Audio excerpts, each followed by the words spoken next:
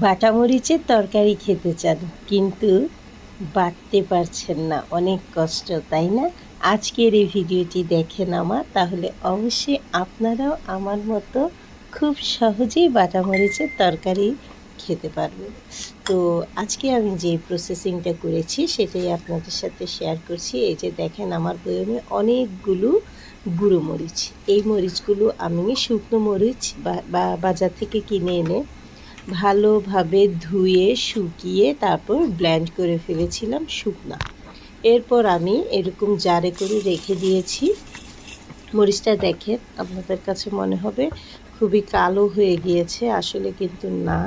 Blend করার পরে দেখবেন আমি যেই কালারটা দেখিয়েছি একদম তেমনই লাল টকটকে হয়ে যাবে। তো এখন আমি ওইখান থেকে কয়েক চামচ মরিচ একটা স্টিলের বাটিতে নিয়ে নিলাম, আর সেখান থেকে আমি দিব কিছু গরম পানি মিক্স করে কিছুক্ষণ আমি রেস্টে রেখে দিব।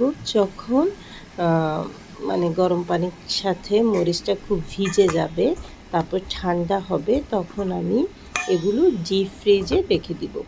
ডিপ ফ্রিজে রেখে দিলে যে উপকারটা আপনারা পাবেন সেটা হচ্ছে মরিচগুলো খুবই সফট হয়ে যাবে।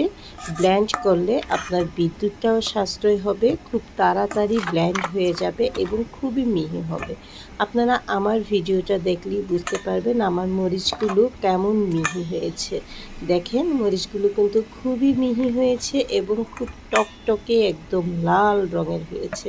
তো এই যে আমার বক্সটাতে আমি সুন্দর করে মরিচগুলো রেখে দিব এবং এগুলো আমি জারে দিয়ে ডিপে রেখে দিব। তো এইভাবে করে যখন আপনারা মরিচ রেখে দিবেন এবং ব্লেন্ড করবেন, তো দেখেন যারা কিছুদিন নর্মাল ফ্রিজে রেখে দিতে চান তারা একটু সরিষার তেল আর লবণ দিয়ে মিক্স করে নর্মাল ফ্রিজেও বেশ কয়েকদিন রেখে দিতে পারবেন।